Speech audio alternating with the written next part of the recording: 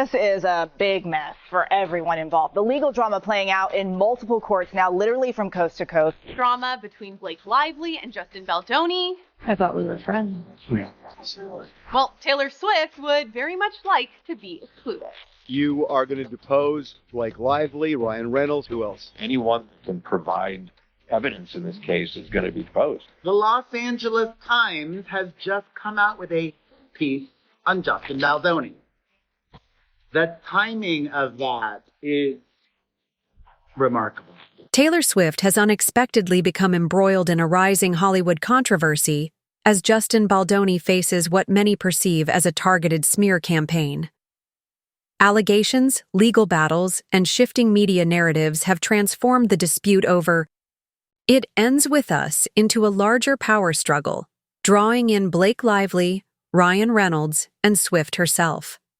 As accusations continue to surface, questions arise about media bias, Hollywood politics, and the true motives driving the escalating scandal.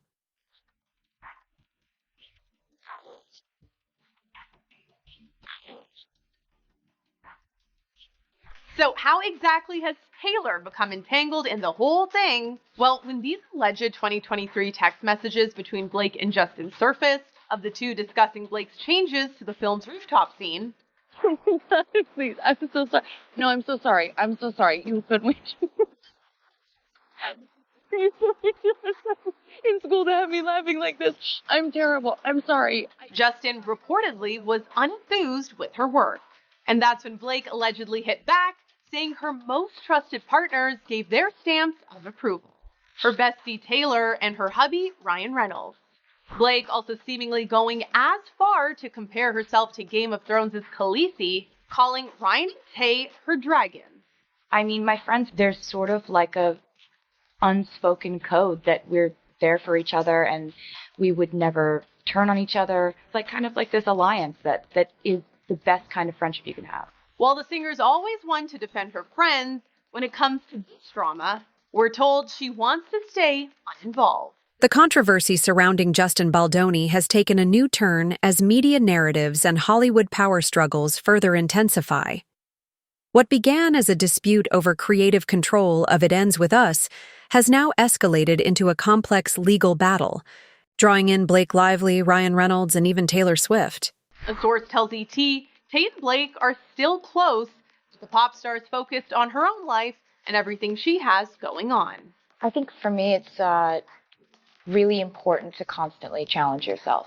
We're told Tate doesn't want to be brought up at all or involved in the lawsuit, especially since this isn't related to her. The case has ignited broader discussions about journalistic integrity, particularly the reliance on anonymous sources.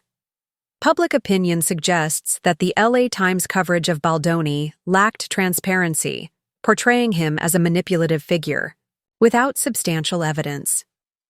However, legal experts caution that while flawed journalism may raise ethical concerns, it does not necessarily constitute defamation. The article headline is Justin Baldoni's tumultuous road to the center of a Hollywood scandal. So I read the article and it's basically focusing on how Justin Baldoni's face was interfering with the work environment at Wayfair Studios. Some employees, ex-employees are interviewed here. Of course, they're anonymous.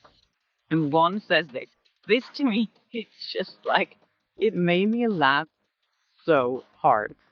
Okay, the former Justin Baldoni employees complained of toxic positivity and focus on Baja values. So toxic positivity is now an expression that we can use. I might put it on a t-shirt even. This is so funny to me. This former employee continues to say it was constant positivity all the time. I would say toxic positivity. One former Wayfair staffer told the publication, "I'm always a little dubious of people who advertise themselves as disruptors of the status quo or quote-unquote good people. It felt phony." Okay, it felt phony. Was it phony though? Did you feel any positivity that was actually toxic? They don't really talk about that. Adding to the drama, Baldoni's legal battle with Blake Lively has escalated. Lively has accused him of sexual harassment, retaliation, and inflicting emotional distress. In response, Baldoni has countersued Lively, Ryan Reynolds, and their publicist, alleging defamation and interference with contractual relations.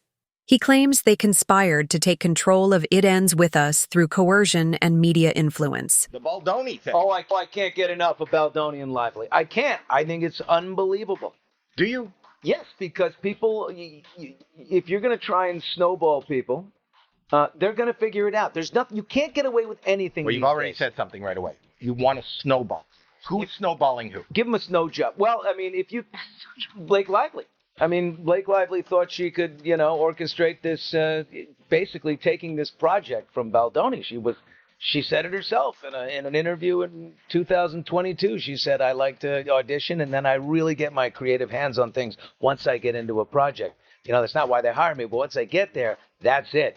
I really want to put my hands on everything, which is great. But if the director's the director, she really liked this project, and she took it over. She got the cast to unfollow Baldoni, and they all turned on him until the fact that the guy turned around and drops a giant lawsuit on her and puts his foot down and says, no way, I've documented everything. Look what she did to me. How do you get out of it? It's all here. And that is just blown up in her face and her husband's, and I don't see it turning around for them. Taylor Swift has also been drawn into the legal proceedings, with Baldoni alleging that a meeting at Reynolds' penthouse, where Swift was present, was orchestrated to pressure him into accepting Lively's creative vision. You guys were the ones out there generating negative press against Justin. You bullies were the ones who were trying to ruin Justin so you could have your way on all the scenes and all the wardrobe and all the control, and you could feel like the producer and the director when you weren't.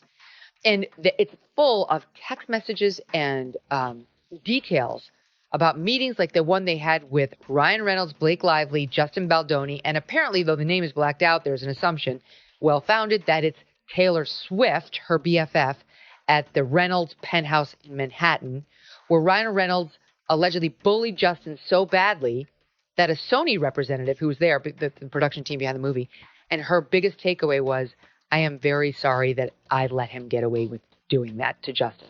It was so nasty. This guy who's just the damn husband. Baldoni alleges that Lively referred to Swift and Reynolds as her dragons, suggesting their influence was being used against him. Swift's representatives have dismissed any significant involvement, emphasizing that her connection to Lively is purely a friendship.